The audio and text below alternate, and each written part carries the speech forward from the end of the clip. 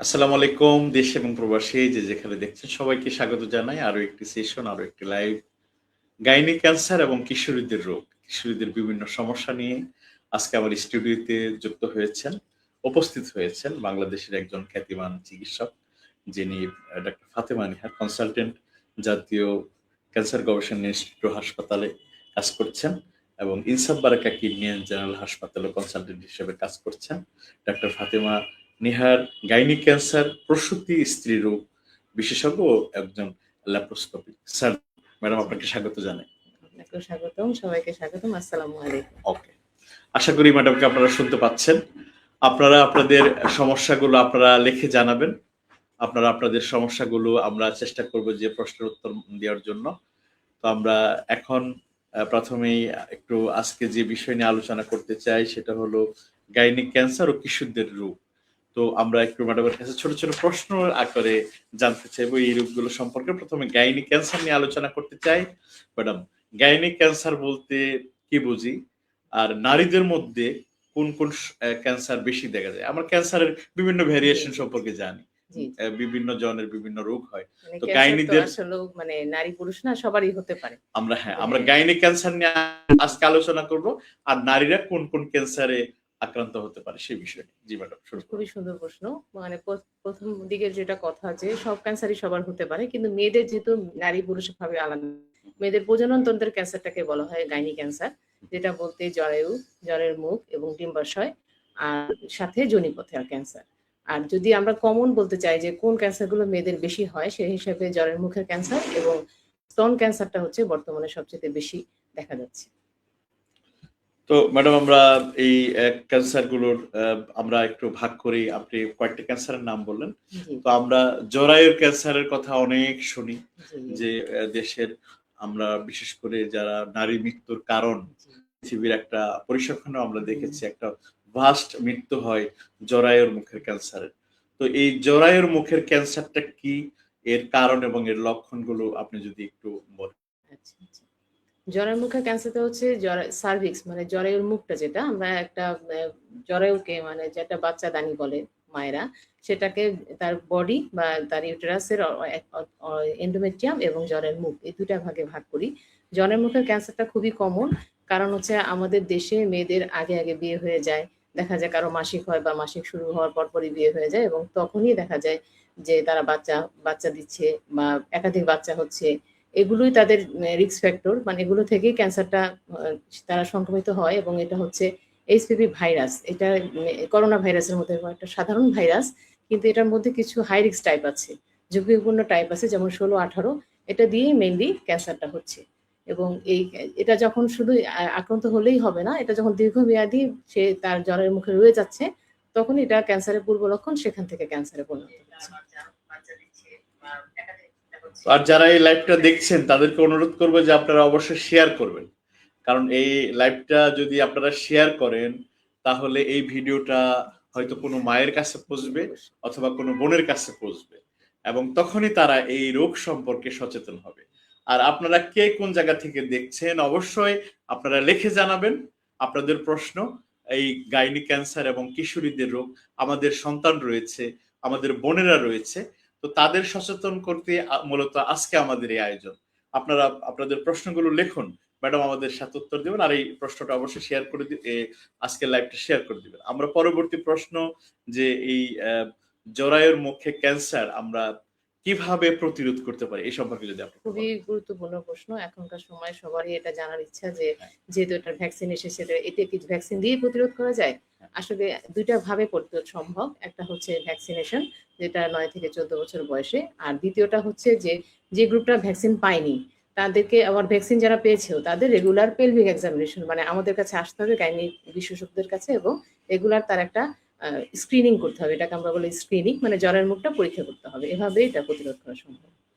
তো এটা কি অনেক ব্যয়বহুল বা অনেক জটিল? স্ক্রিনিংটা কি অনেক কঠিন কিছু না, কিনা? না খুবই সহজ। এজন্য এটা আমরা খুবই প্রচারণা চালাচ্ছি।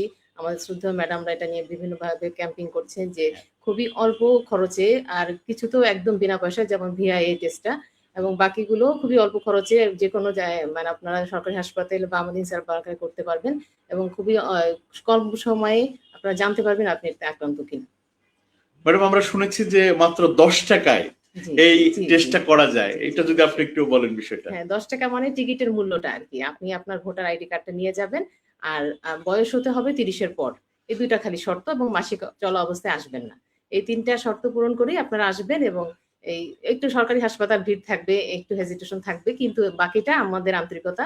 আমরা জাস্ট এই পরীক্ষাটা করেই বলে দিতে পারবো প্রাথমিকভাবে যে আপনার কোন লক্ষণ আছে কিনা।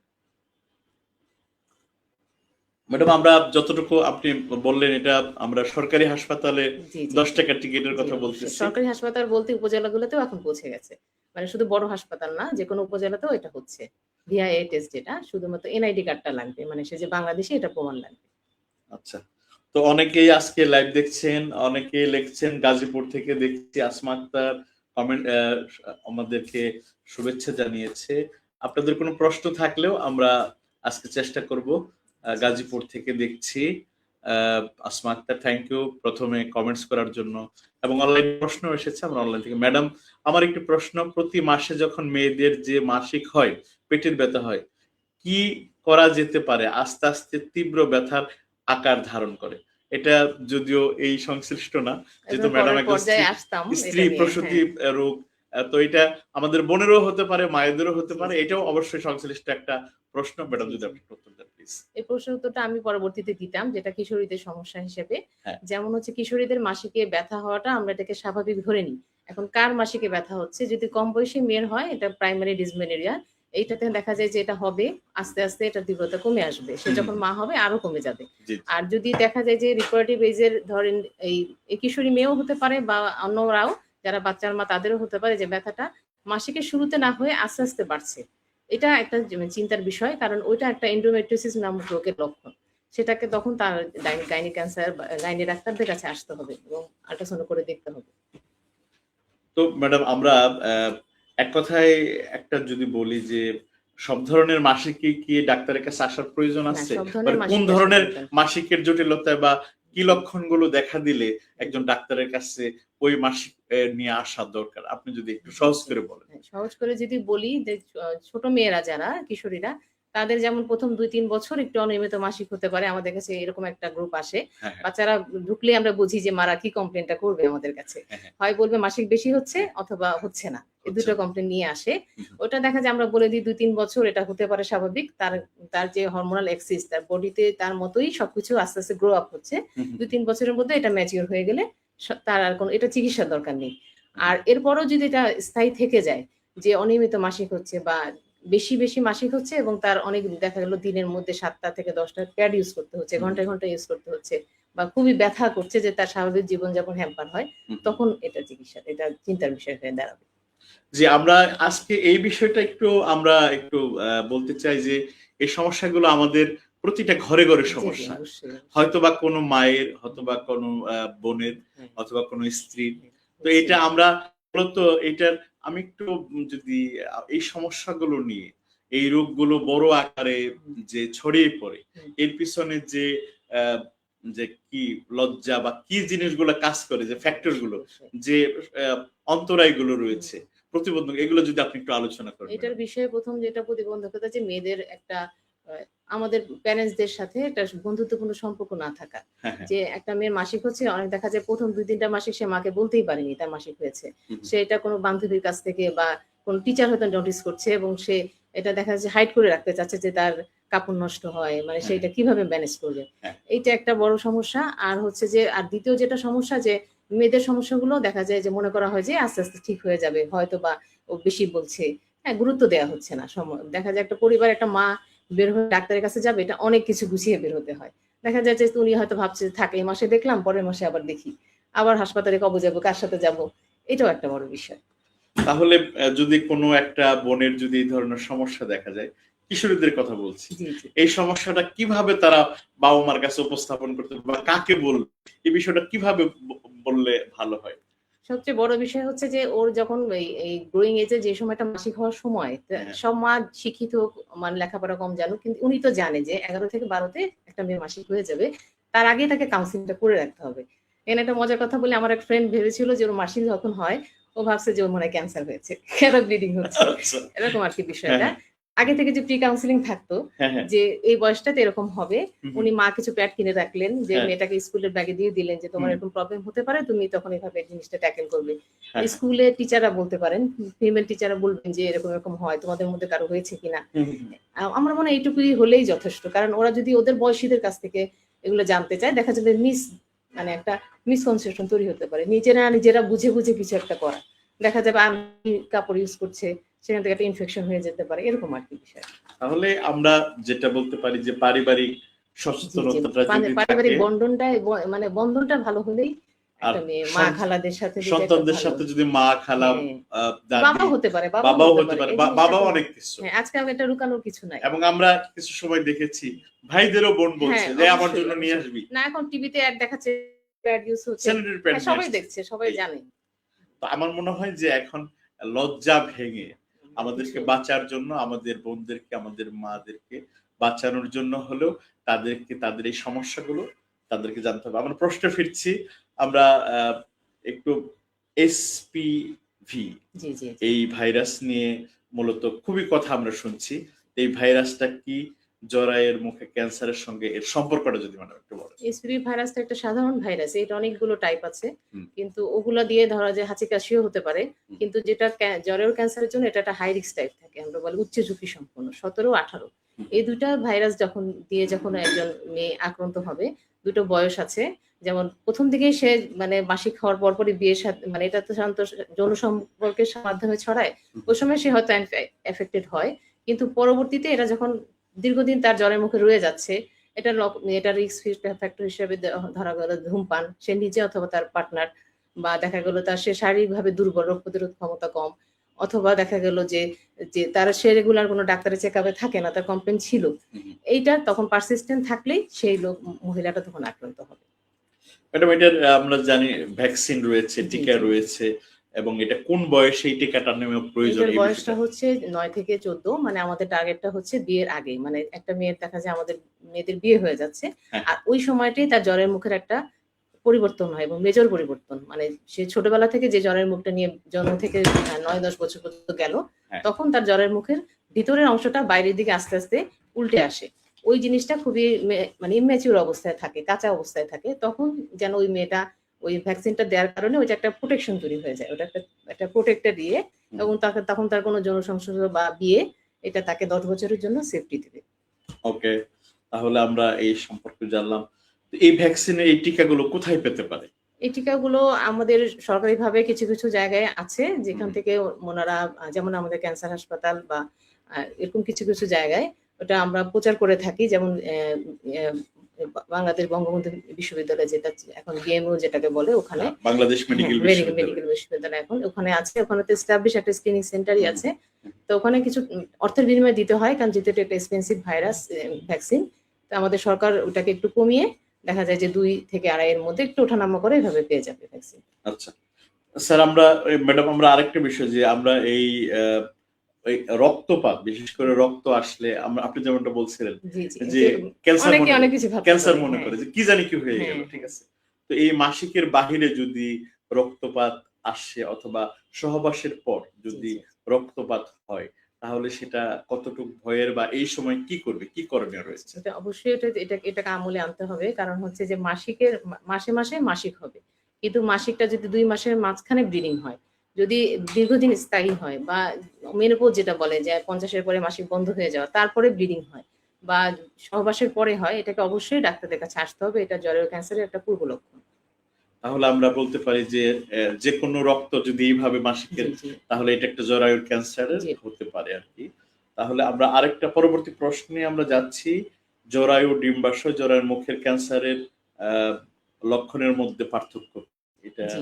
আর যেহেতু আমি ১ম এ বলেছিলাম যে গাইনি ক্যান্সার বলতে ৩ টা অঙ্গ আলাদা করে বলেছি। এখন যে আমরা কিভাবে বুঝবো যে সে জ্বরের মুখ অথবা ডিম্বাশয় ক্যান্সারে হুম, আক্রান্ত। ফার্স্ট অফ অল জ্বরের মুখ সেটা অলরেডি অনেকবার আলোচনা হলো যে অনিয়মিত মাসিক, সহবাসের পরে বা ২ মাসিকের মাঝখানে রক্তপাত হওয়াটা, বা মেনোপজের পর।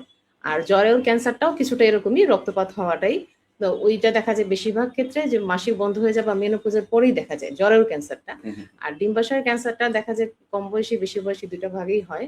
ওই মেয়েদেরগুলো সাধারণত কমপ্লেইন করে যে ওদের খাবারে অরুচি, অল্প খেলেই পেট ভরে যাচ্ছে। পেট ভারী ভারী লাগে, পেট বড় হয়ে যাচ্ছে, ওজন কমে যাচ্ছে, এগুলোই হচ্ছে ডিম্বাশয়ের ক্যান্সারের লক্ষণ। হুম। অনেকে আবার বলে প্রস্রাব ইনফেকশন, জ্বালাপোড়া, এটাও আসতে পারে। আচ্ছা, আমরা এই প্রশ্নের একটু আলোচনা হয়ে গেছে, তারপরে একটু করতে চাচ্ছি যে গাইনিক ক্যান্সার শনাক্ত করতে কি কি পরীক্ষা করা যেতে পারে? ওরকম আসলে নির্দিষ্ট করে একটা ছকে ফেলা যাবে না। এটা ধরন অনুযায়ী, যেমন প্রথমে পেলভিক এক্সামিনেশন, যেটা আমরা গাইনিক ডাক্তাররা করে থাকি, যে চোখে দেখে দেই, হাত দিয়ে অনুভব করে দেই যে কি রকম অবস্থা। তারপরে দেখা যায় যে আল্ট্রাসোনোগ্রাম করা যায়। আর জ্বরের মুখের জন্য ভিআইএ টেস্ট, প্যাপ স্মিয়ার, কলপোস্কোপি, আরো বেশি কিছু চিন্তা করলে সিটি স্ক্যান, এমআরআই, এগুলোও লাগতে পারে।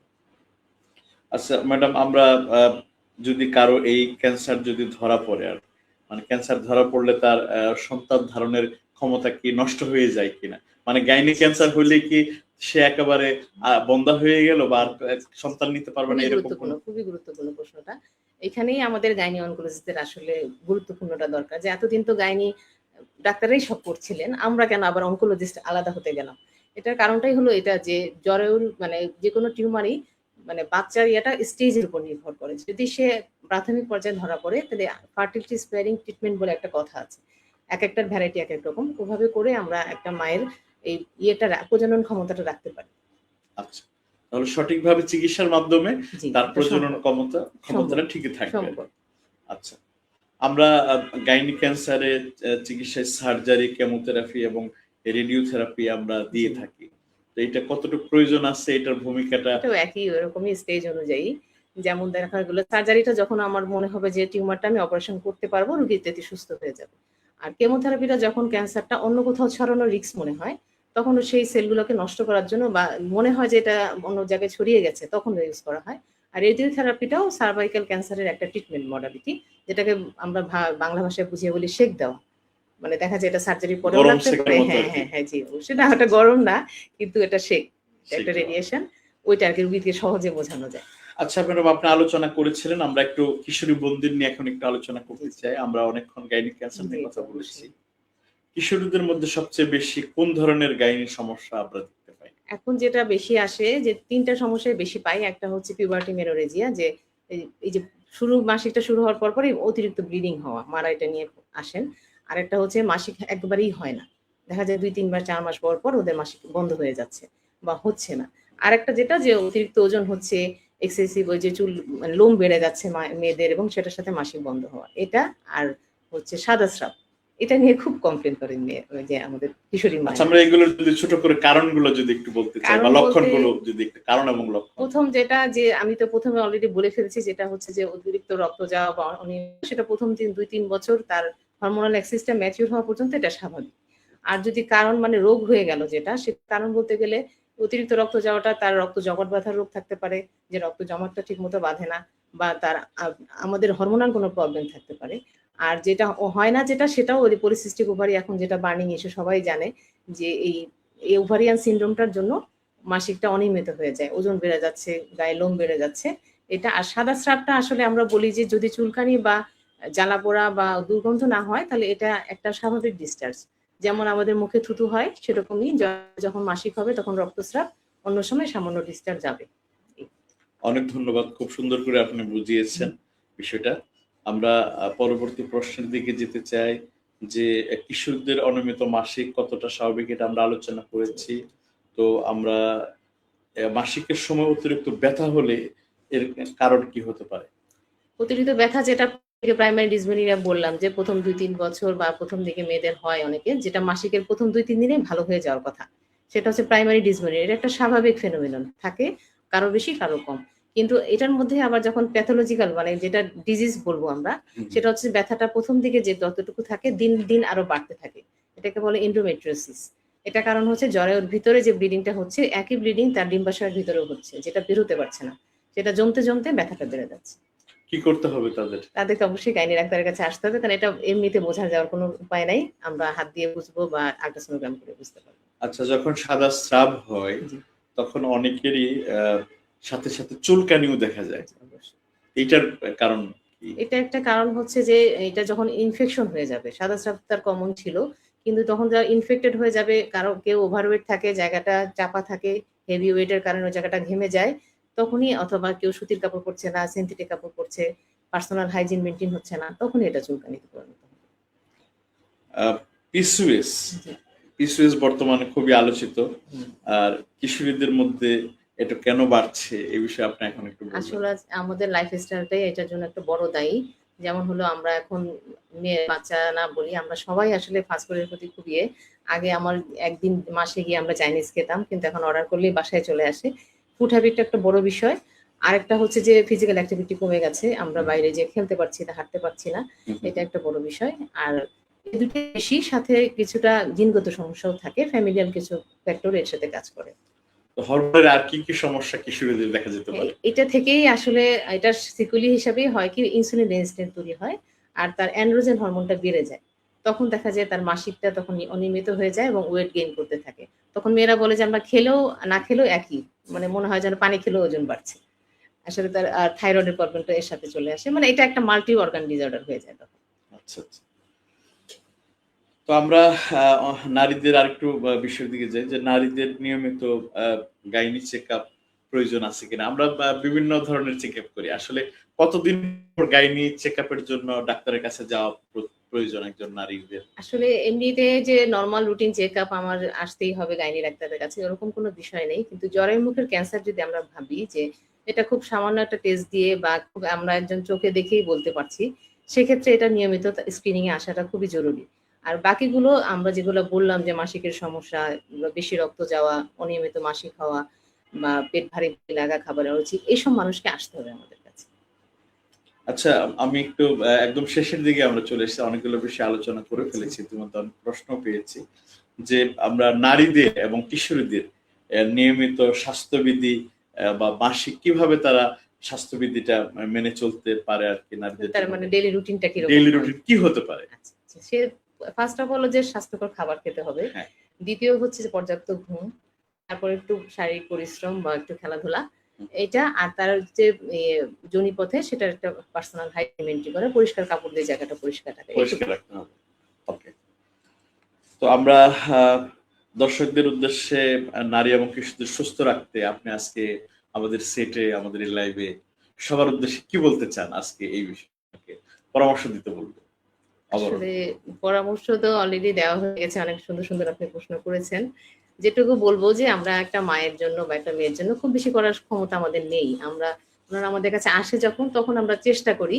কিন্তু আমাদের লো রিসোর্স কান্ট্রি, আমাদের দেশের সবকিছুই একটু কম, আমরা কমের ভিতরেই যাওয়ার চেষ্টা করি। একটা ক্যান্সার হয়ে যাওয়ার পরে আমরা বলি যে শুধু রোগীর ক্যান্সারটা হয় না, পরিবারের ক্যান্সার। তাকে হসপিটালে আনা, টাকা পয়সা, তার শারীরিক কষ্ট। সেজন্য বলি যে আপনারা একটু নিয়মিত এই উপসর্গগুলো যদি থাকে, লজ্জা ভেঙে আমাদের কাছে আসবেন। আমরা একটু দেখে দিব। যদি মনে করি ২-১ টা টেস্ট করাবো, আপনার দীর্ঘমেয়াদী যে অসুস্থতা বা যে অসুবিধার মধ্যে পড়বেন, সেখান থেকে রক্ষা করতে পারবেন ইনশাআল্লাহ। আর আমাদের যে মেয়েদের কথা বলছি, মায়েরা, বড় বোনেরা বা টিচার বা বাবারা, ওদের সাথে একটু বন্ধুত্বপূর্ণ সম্পর্ক রাখবেন। ওদের কথাগুলো শুনবেন, ওদের দিকে একটু মনোযোগ দিবেন। তাহলে ইনশাআল্লাহ দেখা যাবে যে আমরা একটা সুস্থ, সুন্দর একটা পরিবার দিতে পারবো ইনশাআল্লাহ।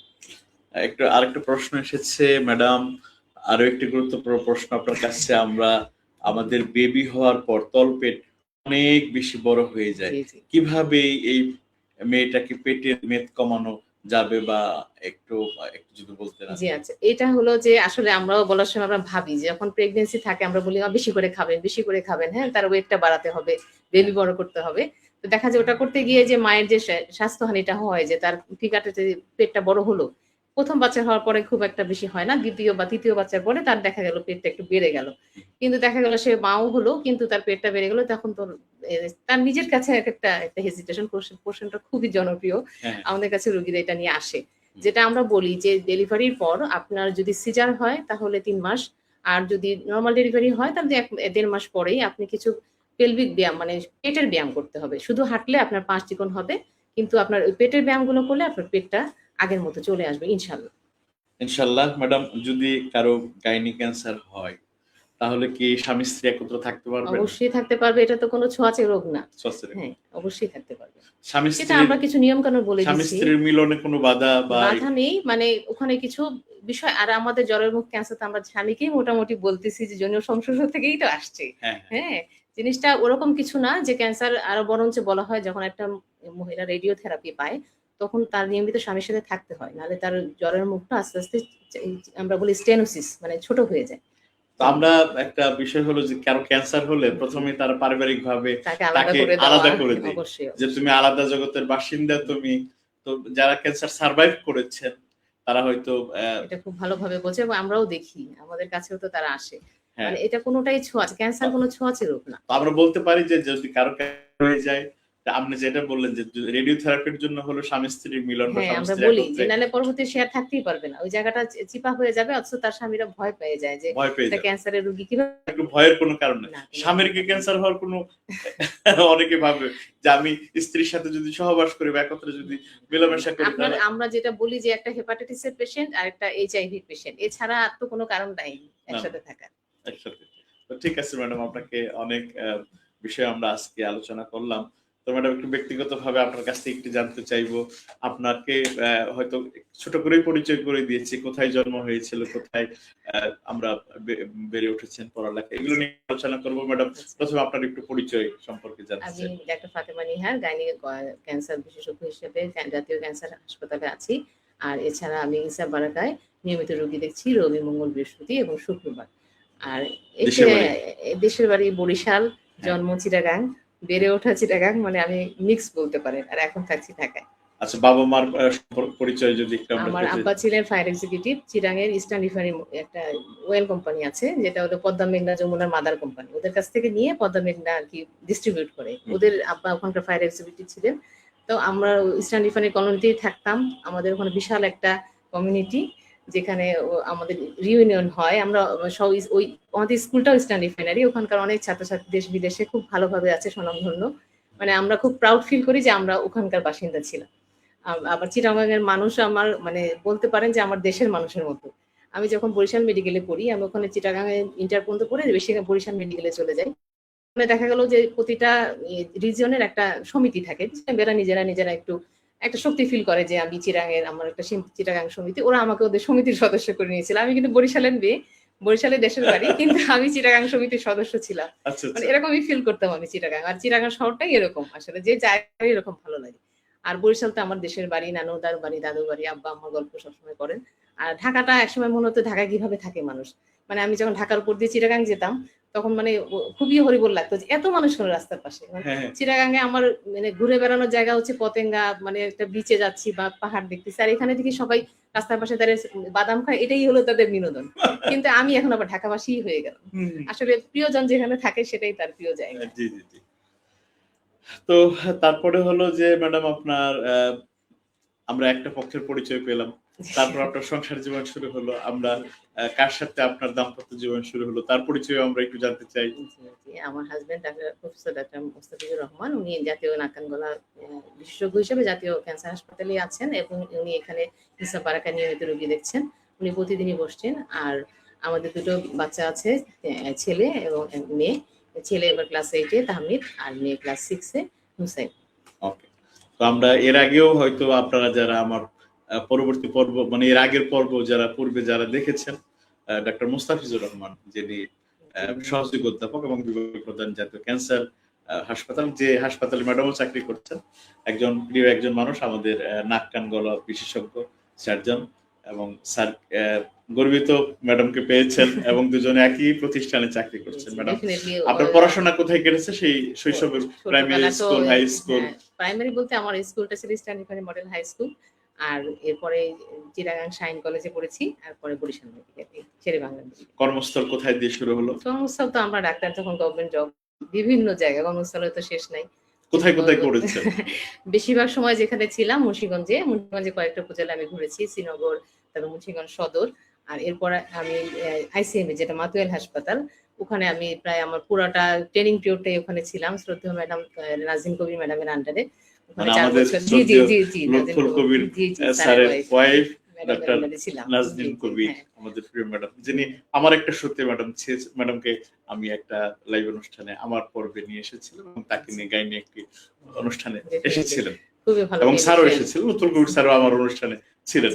জি, উনি তো ইনসাফ বারাকার ম্যাডাম তৈরি ম্যাডাম লাইভ মেম্বার আমাদের প্রতিষ্ঠাতাদের একজন, দুজনেই রয়েছেন বারাকা জেনারেল হাসপাতাল রাজারবাগ শাখায় আমাদের প্র্যাকটিস করছেন এবং বারাকা মদনপুরে কাজ করছেন।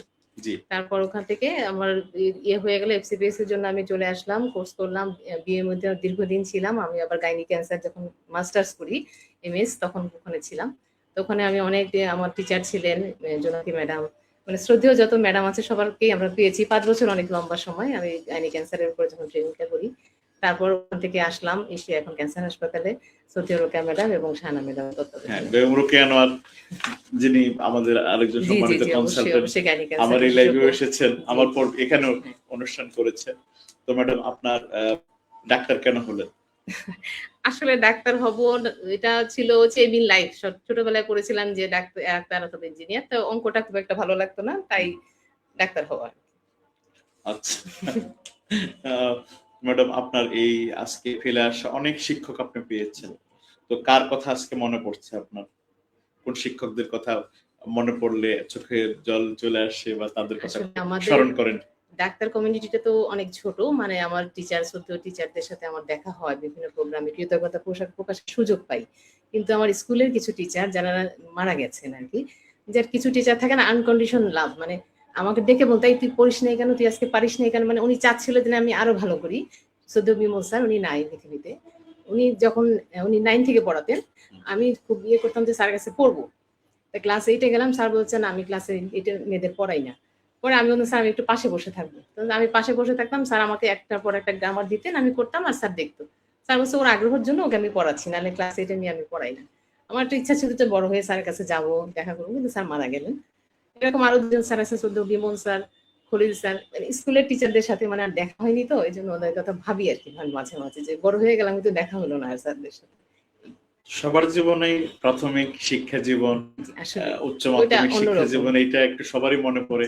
সেই শিক্ষকদের কথা মনে পড়লে আমাদেরও আমরা শ্রদ্ধায় আমরা তাদের কথা স্মরণ করি। তো আমরা সেই সকল স্যারদের, আমরা সেই সকল মানুষদেরকে ধন্যবাদ দিতে চাই, যাদের কারণে আমরা আজকে ফাতেমা নিহার ম্যাডামকে পেয়েছি, এত ভালো মডারেটর, খুবই ভালো উপস্থাপনা করছেন। Thank you. আমিও কৃতজ্ঞতা। এবং আমি যখন টেলিভিশনে ছিলাম, এখন তো আমি হাসপাতালে জব করি, তো টেলিভিশনে সরাসরি যখন ক্যারিয়ার ছিল, আমার শিক্ষক এই শিরোনামে আমি সোশ্যাল মিডিয়ায় প্রতিটা শিক্ষকের দ্বারে দ্বারে বাসায় পৌঁছে গেছি। আমি একটা করে লাইভ অনুষ্ঠান করেছি।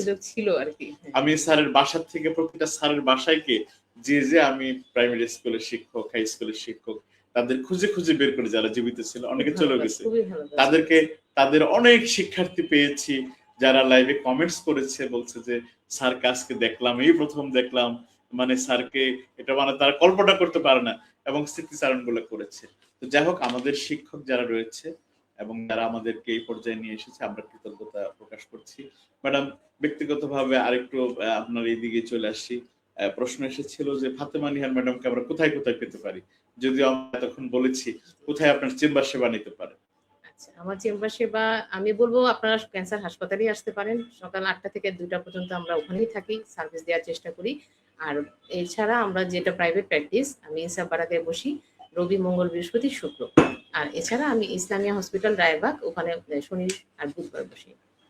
তো আমরা আজকে লাইভের শেষে একটা কথা বলতে চাই, যে আজকে আমরা আমাদের এই অনুষ্ঠান হয়তো বড় কিছু না, তেমন কিছু, কিন্তু এই ছোট্ট আয়োজনটা একজন মানুষের জীবনে একটা পরামর্শ দিয়েও যদি, এই যে মারা যে প্রশ্ন করলো সাহস করে, এটাও তো অনেক বড় বিষয়। হ্যাঁ, অনেক উপকার। সেই গাজীপুর থেকে দেখছেন, বিভিন্ন জায়গা থেকে দেখছেন, আর বিশেষ করে আমাদের এই স্বাস্থ্য সেবায় যারা জড়িত রয়েছেন, তারা যদি দেখেন, আমরা কৃতজ্ঞ থাকবো আপনাদের প্রতি। আর এইটা সোশ্যাল মিডিয়া, এটা একটা রেকর্ড থাকবে, যতদিন থাকবে মানুষ এই রেকর্ড দেখবে ফেসবুকে, ইউটিউবে। এবং ম্যাডামকে আজকে নতুন করে পরিচয় করে দিলাম। ইনসাফ বারাকা হাসপাতালে পরিবারের প্রায় 6 শতাধিক যারা সদস্য রয়েছে, 114 জন ডক্টর রয়েছে, তারা আজকে এই লাইভটা দেখছেন। ম্যাডামকে আজকে পরিচয় করে দেওয়ার সুযোগ হয়েছে, ম্যাডাম আমি কৃতজ্ঞতা বোধ করছি। ম্যাডাম, আপনি আমাদের আজকে 86তম পর্বে এসেছেন, এবং এটা আমরা 2021 সালে শুরু করেছিলাম। আমাদের কাজের পাশাপাশি আমরা এটা মানুষকে সোশ্যাল মিডিয়ায় আমরা কিছুটা হলো আমাদের কনসালটেন্টদেরকে পরিচয় করে দেওয়ার জন্য এই ছোট্ট আয়োজন, এবং মানুষকে কিছু প্রশ্নোত্তরের জানার সুযোগ করে দেয়। ম্যাডাম, কিভাবে মূল্যায়ন করছেন আমাদের আজকের অনুষ্ঠান, এই ছোট্ট আয়োজন? না, পুরো অনুষ্ঠানের ক্রেডিটটা আমি আপনাকেই দিতে চাই। একজন ভালো সঞ্চালক ছাড়া আসলে সুন্দর একটা অনুষ্ঠান হয় না। আর আর যারা আমাদের সাথে রেসপন্স করেছেন, আগের প্রশ্ন পাঠিয়েছেন, যার ভিত্তিতে সুন্দর করে বলতে পারলাম। কতটুকু পারেছি জানি না। মানে আমার সাহায্য হয়েছে আরকি আপনাদের কোয়েশ্চেন গুলো পাওয়ার কারণে। তাদের সবাইকে ধন্যবাদ। আর আমরা গাইনি ক্যান্সার বিশেষজ্ঞ অথবা গাইনি মা এবং শিশু মানে যেটা প্রেগন্যান্সি এই সবগুলো বিষয়গুলোই আমরা দেখি। আপনার ইসাব বারাকে আসবেন। সবাই অত্যন্ত ফ্রেন্ডলি। সব ডাক্তারই সময় দিয়ে দেখছে এবং আপনাদেরকে মোটামুটি একটা ডিসকাউন্ট দিয়ে কম খরচে চিকিৎসার চেষ্টা করছি। আপনারা আসবেন এবং আপনারা নিজেরা যাচাই করে দেখবেন। আর কষ্ট করে আমাদের অনুষ্ঠানটা দেখেছে। আসসালামু সবাইকে আলাইকুম। ধন্যবাদ এবং এই কথাটাই আমি বলতে চাই যে আমার পাশের ভালোবাসার মানুষটি সুস্থ আছে কিনা আমরা যেন এই পরীক্ষাটা করি। আমার সন্তান, আমার মা, আমার স্ত্রী, আমার বোন, আমরা জন্মদিন পালন করি, বিশাল বড় করে কেক কাটি, কিন্তু আমরা ওই জন্মদিনের একটা খরচ হিসেবে যদি আমরা ডাক্তারের কাছে যেয়ে জন্মদিনের আগের দিন আমরা যদি পরীক্ষা করি আমার বোন সুস্থ আছে কিনা, তার শরীরের অর্গানগুলো ঠিক মতো কাজ করছে কিনা, তাহলে আমি মনে করি সেই জন্মদিনটাই সুন্দর হবে।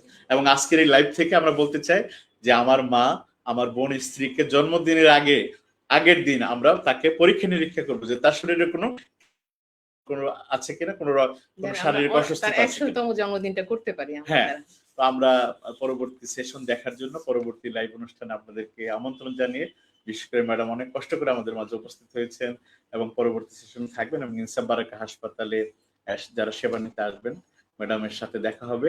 তো সেই আমন্ত্রণ জানিয়ে এখানেই আজকে পর্ব শেষ করছি। সবাই ভালো থাকবেন। আল্লাহ হাফেজ।